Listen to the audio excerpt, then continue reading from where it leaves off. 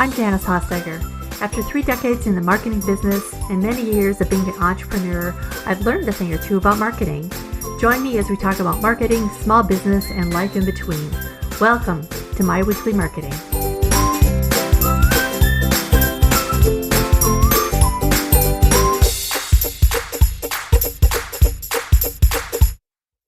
Do you get frustrated with social media sometimes? I'm raising my own hand here.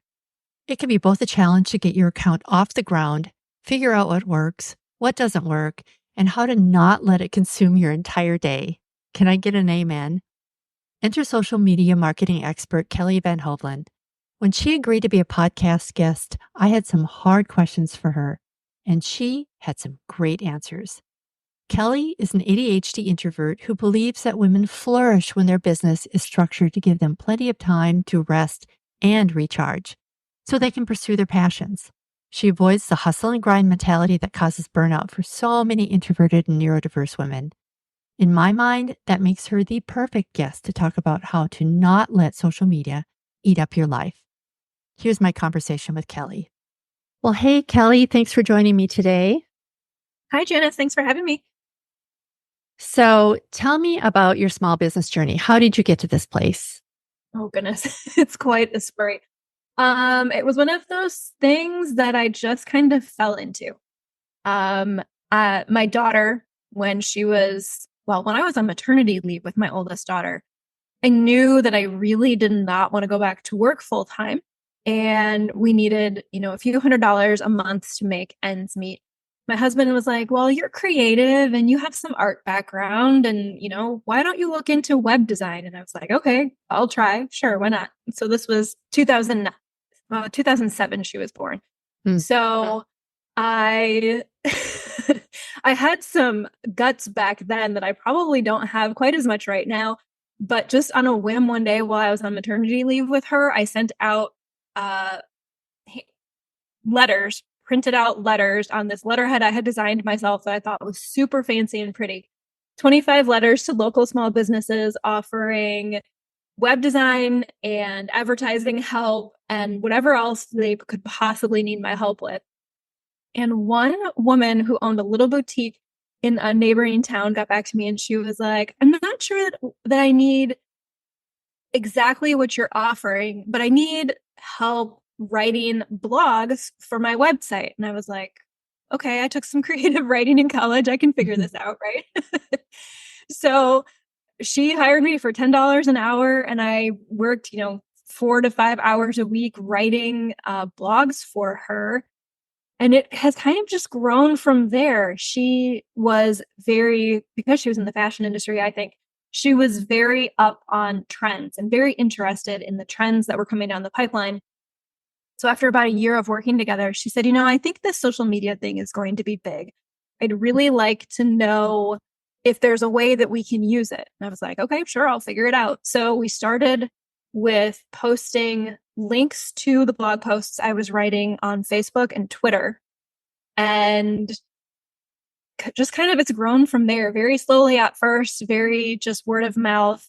I was raising my kids, so I didn't want to be working a lot of hours. But when they were all in school full time, I was like, all right, I'm all in. And that's what got me to where I am today, I guess. Oh, nice. And those were the early days of social media when you could actually get some traction when you posted a link on it. I don't changed. I know. I don't think I know I didn't appreciate it as much then as I do now. The fact that, engagement and reach were higher and it was like the golden era and I had no idea. I wish I knew. Exactly. Yeah, you could just post links. You didn't get penalized for posting links. Everybody saw everything you posted. Yes. Yeah, it was great. You could share things and then get new people just because somebody in your audience shared your article or shared, a thing that you shared. Man, yeah, those were the golden days. Right. Yeah. So, actually, I'm just going to segue into a question that I had about that. So I have clients who post consistently, they answer questions, they're being authentic. They're, trying to do all the right things and they're still not getting a ton of reach on Instagram, especially. Do you kind of feel like all of Meta is going to be pay to play, or do you feel like there's some strategy that we're all missing? You know, what's been what have you found out, or what have you seen with your clients? That's a really good question. That's a really good question. Um, well, my answer is twofold. So, first of all, my platform of choice is Facebook, just because I enjoy the slower pace. I enjoy the longer form content. Um, and I do like it's just my comfort zone place. So with that said, I don't know about it being pay to play. That's an interesting concept.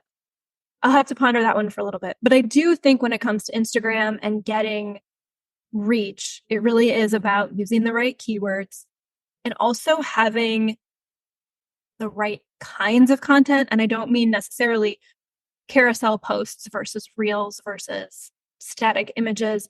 I mean more along the lines of, is it something that your client is going to see that first line of text or see the little bit of text that maybe you have in your image if it's a graphic and go, oh, I need to read the rest of this, right? Is your hook Mm-hmm. really enticing? Are you grabbing their attention right from the beginning?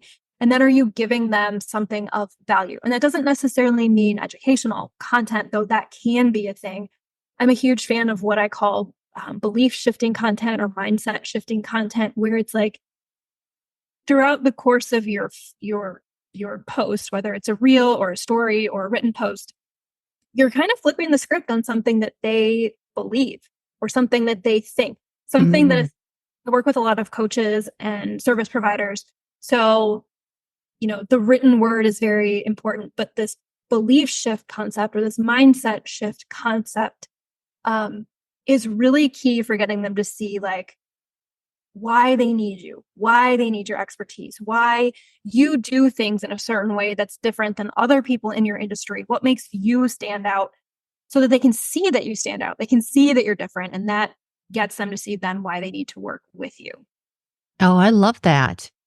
I'm I not love sure if that that. exactly answers your question, but No, it really does, because I think it really kind of boils down to stepping into your ideal target customer's shoes and really getting to the point quickly. Like, here's what I do, here's what sets me apart, here's why you need me right away, instead of like recycling content that's already out there.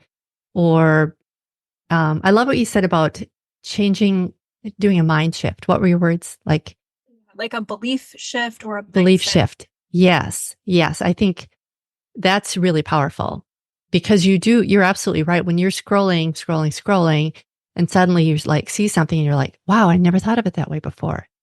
Yeah. That is somebody that you tend to look closer at. You're like, what else do they post? And you go to their profile, or and take a look at what other things they posted, and kind of go from there. But I love that. That's really powerful. And that's true probably for all the different platforms, not just Instagram or Yeah. Facebook, right? Yeah, Um, absolutely. Absolutely. You can make that same concept work for, TikTok, YouTube videos, whatever it is that you're doing, wherever your platform of choice is, there's a way to make it work for you. Absolutely. Now, you say your platform of choice. I tend to recommend that people go to the platform where their target customer is hanging out, right?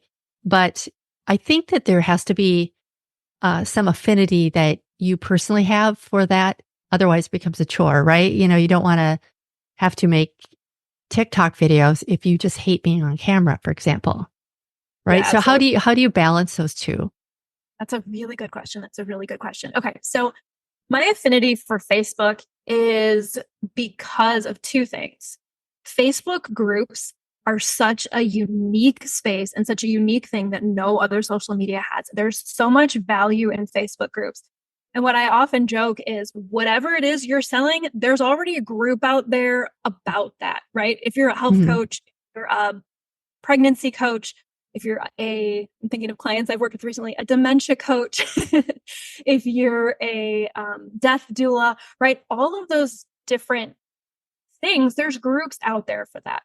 So I tell my clients, especially the ones who are a little more introverted, a little more reserved, like I am, who Mhm. don't want to be dancing on Reels or TikTok or whatever, get started on Facebook. learn how to do market research on Facebook, learn what your ideal client needs and wants from you, learn how to market and sell. Once you learn how to market and sell on Facebook, the world opens up to you, especially if you're learning to market and sell, which means you can bring in the money then to hire somebody to help you with some of the other platforms that are more of what I'm going to nicely call energy hogs, where like Yeah.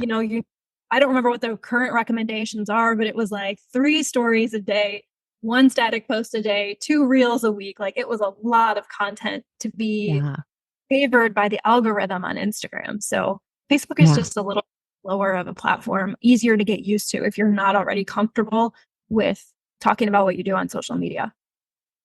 I love that. I always recommend that clients start with Facebook anyway, not for that reason though, but because Facebook knows everything about everybody. I mean, they've got so many data points on every living soul that's ever been on Facebook that, and maybe Instagram does too. I'm not sure, but plus it used to be in its heyday that you could get just a ton of valuable data as a marketer or as a small business owner from their audience insights, and you could really target ads just right down. And you still can certainly do that. But that's really interesting because I think so many of my clients, and honestly, I have too, to some degree, have kind of abandoned Facebook just because, I don't know, it's not the shiny object anymore. Maybe that's it. So, that's really interesting that you're getting really good traction from Facebook because I tend to post on Instagram and share to Facebook. But of course, I'm not on the platform. I'm not interacting. So the algorithm's never going to favor that, you know? Yeah. And I would say at this point in time, there's enough differentiation between what the algorithms even look for in content that it's probably not as enough to cross post anymore as it is to, slightly tweak the post to make it the right format and the right wording for Yeah. the so Yeah. Yeah. And on Facebook, of course, you can still post links. mhm. Um, unlike Instagram, where you have to send them off somewhere else to find a link or, so yeah, I really like that idea. Do you work with LinkedIn with your clients?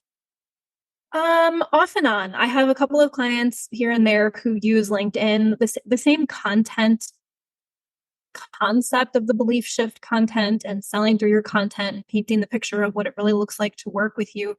All of that still applies also on LinkedIn.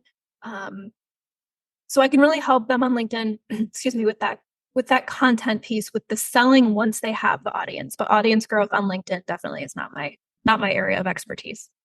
Okay. Okay. Yeah.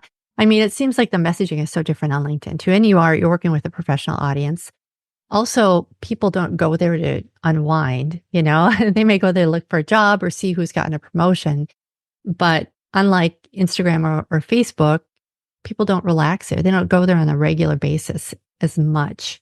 I think, Yeah. although I've been told that's changing a little bit, but Yeah, I yeah, would say LinkedIn is probably the place to be. And this really does play back to the knowing who your ideal client is, knowing who your target audience is yeah, and where. I would say LinkedIn is the place to be if you are either targeting professionals very specifically with your offer, or if you're trying to get known as a speaker for corporations or a speaker for organizations in some capacity. That's probably where you'd want to be or what you want to be using LinkedIn for. right, right. So, how do you stay up to date with all of what's going on social media? That's a good question. Just getting in there and jumping in and kind of trying to see what works. I mean, I'm just Yeah, curious. yeah. Yeah, for the most part. I mean, I subscribe to a bunch of different social media like informational letters. Social Media Examiner is still my favorite Mhm. one. They've been around forever and a day, so I get a Yes. lot of my information from there. But I do subscribe to a couple of newsletters, like one specifically for Instagram. I don't know. I just blanked on that. One specifically for Instagram. On Facebook, I often see a lot of the Facebook stuff coming through. So yeah, just keeping a pulse on what's going out there, reading as much as I possibly can about it, and then of course doing my own experimentation here and there when I have an idea and I'm like, I want to see if this actually works. Right. Yeah. Do you, with your clients, do you see some common mistakes that they they make that we should all avoid? Yeah, absolutely. Absolutely. I would say the two biggest mistakes I see people make are trying to be everywhere right from the beginning. Mhm. Um, that is a recipe for overwhelm and burnout and just really soul crushing disappointment because each platform is so different. Each one requires a certain amount of engagement and you being present on that platform for your content to get seen. And if you're trying to grow your audience on two or three or four platforms, you're really spreading yourself too thin. So, my first piece of advice for all of my clients is pick one platform. And we can work on any. Facebook is still going to be my recommendation, but we can work with any platform, but pick just one to start with. And again, Mhm. figure out what your audience needs to hear from you to get excited. Figure out what your ideal client needs to hear from you to buy from you. Start making some sales, and then we can look at how do we take the strategy and layer on another platform or hire help to move on to another platform. Right. So I feel like it's all about a base layer and then layering on new tactics and strategies and platforms as things start working versus trying to do everything all at once. Great advice. Yes. The second mistake I think I see people make the most, and I see this one especially on Instagram, is being a little scattered. I'm not sure if it's because Instagram is a combination of like influencer style marketing and business style marketing, and they're not quite the same. But when I do social media audits, I a lot of times find that people's Instagram, it's very unclear to understand what they do, who they serve, what their offer is, or even that they have an offer because it's such a mixture of personal content and peek behind the curtain type of content Mm. and maybe some inspirational quotes. Goodness, my words are not coming to me today. Inspirational quotes or what have you, versus very strategic, targeted, valuable content that Mm. makes it easy to understand what you do and how people can work with you. That's really helpful because I think that's it. I think oftentimes we go to Instagram, and I count myself in on this, um, thinking, okay, I could post this and this, but last time I did that, it didn't get a lot of engagement. So today I'm going to try a quote. It's still related to my business, but it's a quote, or whatever. And I think we focus more on the engagement, on the numbers, on the likes, and we lose sight of why we're really there to begin with. Yes, absolutely. That's really good insight. That's really good insight. Absolutely. I think that is a big part of it is seeing that it is the personal content that gets the engagement or it is the inspirational quotes that get the engagement and thinking that engagement is the most important metric when engagement is a metric. It's not the only thing that matters when Hmm. looking at or when planning your content.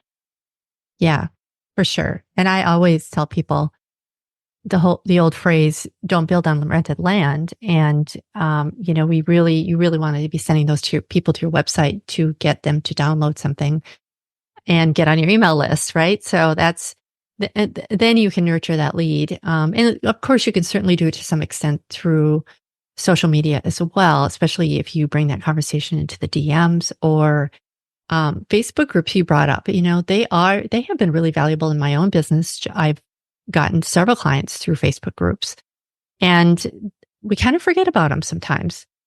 I think we're so focused on the numbers, the clicks, the likes, the all of that we kind of forget that really the objective is to get business and not look popular. Yeah, absolutely, absolutely. And going viral doesn't guarantee clients, right? It feels good and it's fun, but it doesn't necessarily translate into the income coming in then.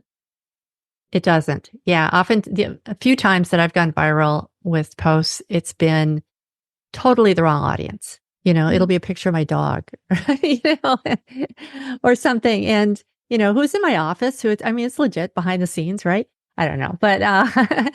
But yeah, it's like, I'm sure there are some of my target customer that's a dog lover, but by and large, this is not the people that I want to be working with. It's kind of wasted effort at that point, right? Not Absolutely. that, not that people can't see that you're human and that it is fun to see behind the scenes every once in a while, but Yeah, I think you're absolutely right. So when people use social media, how can they use it at each stage of the buyer's journey? So we'll just use general terms right now, from awareness to consideration to buyer. Awareness to consideration buyer. Okay. I take a slightly different tactic, I think, than many people do when it comes to the buyer's journey. And that is, I really encourage my people to write their top of funnel content targeted at people who are already solution aware or solution oriented, already looking. You called it the comparison stage was the middle one. Was that correct? Mhm. Okay. Yes, yeah. That's the longer version. I gave you the short version, but yes. Okay. Yeah. So they're already in that comparison stage where they know they have a problem. They know that there's a solution out there and they're looking for the right solution versus targeting people who are at the awareness stage. Or I see this is like probably another social media downfall I see. It's targeting people before they're even in the awareness stage. Um, So they would be people that they don't necessarily know that they need your services or your product. Is that what you mean, before they're in the awareness stage? yeah, absolutely, Okay. absolutely. For example, a post from a coach that is, here's why you need a life coach.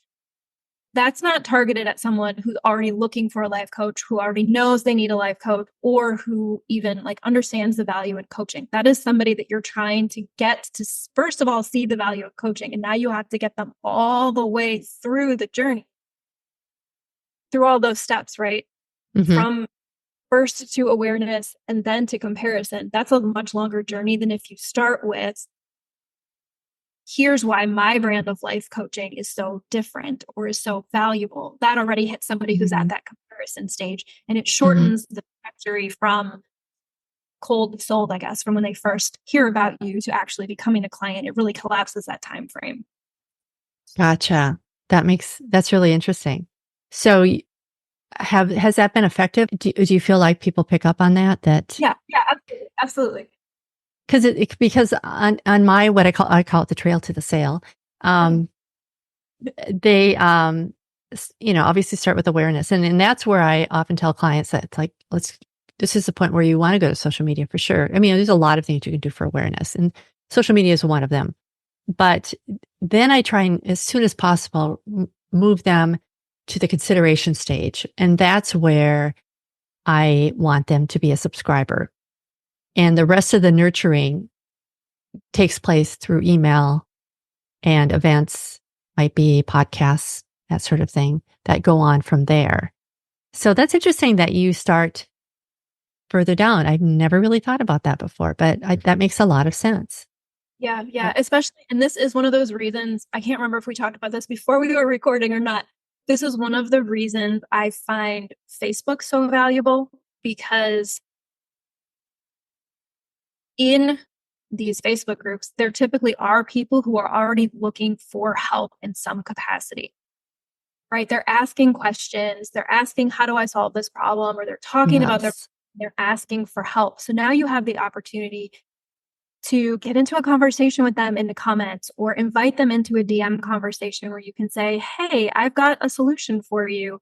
You know, give them a little bit of advice, maybe send them to your free resource that's in your Facebook group or that's on your email list, and get them into your system where you continue the conversation there. And if all of your content is written at the comparison level, you're continuing to have them see over and over and over again the value in working with you and why your offer is the right offer and why you do things so differently.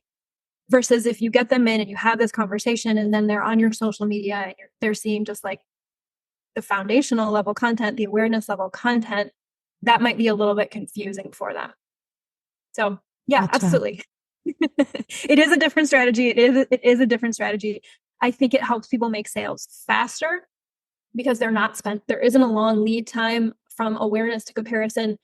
And there's a very specific content flow or specific content flow or framework or formula, whatever you want to call it, that you can then plug into your content to make it make sales for you, that you can use that on social media content and on emails.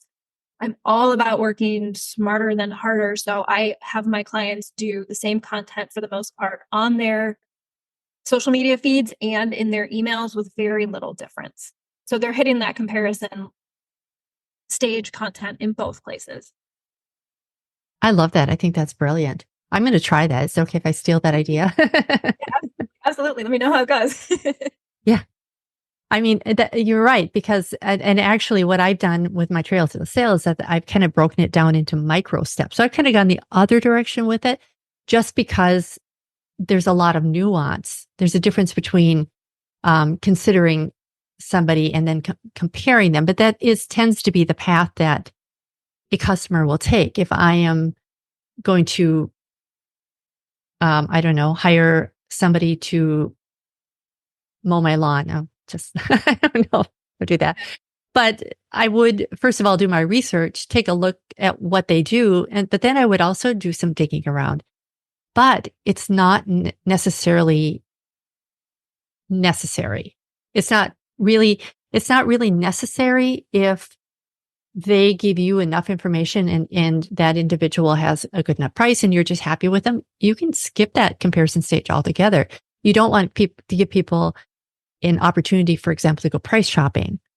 If you're comparing like apples to oranges, and this is something I just actually did a podcast on, about that whole price shopping thing. But you're right, with your social media content, you can address that as well. You can say, this is why we're different. Here we are, I mean, you can go do your research, but we're better because of this or something like that. Yeah. Really interesting. I do encourage my clients, especially the ones who are coaches, because I think coaching is such a nuanced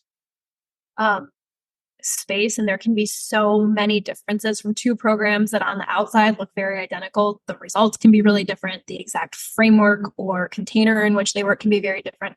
I encourage my clients, as part of the intensive that we do, to go through and find 3 to 5 competitors. Go to their website, go to their social media, analyze what they do, what their offer looks like, what kind of training and experience they talk about having, and figure out what makes you different from all of those. What sets you apart? That's what you really want to draw the attention to in your social media and email content, in your nurture content. Absolutely. I love that. Well, Kelly, thank you so much for being here today. Where can people find out more information about you? Yeah, absolutely. The best place to find me is going to be Facebook. Okay. Hopefully the link directly, because my last name is hard to spell. But facebook.com/Kelly VanHoveln, or I have a Facebook group where I have a 3-part training on building out the simplest sales funnel ever. So you can find that in my Facebook group that is called Unignorable. So if you go into Facebook and just search Unignorable, that should pop up for you. Otherwise, my website is kellyvanhoveln.com. And again, hopefully Janice will link to it, since VanHoveln is hard. I absolutely will put all the links in our show notes for today. So, all right. Well, thanks so much, Kelly. I really, really enjoyed our chat today, and I learned a lot. Great. Well, thank you for having me. It was nice chatting with you today. So did you enjoy my conversation with Kelly as much as I did? I love her insight into the abbreviated buyer's journey and her idea of belief shifting on social media. I am going to try both of those for sure. To learn more about anything we talked about today or to view the transcript, visit myweeklymarketing.com/49. That's episode 49. Thank you so much for being here with me today. If you liked what you heard, I would be so honored if you left a review on Apple Podcasts or your favorite podcast platform. Thanks again. See you next time. Bye for now.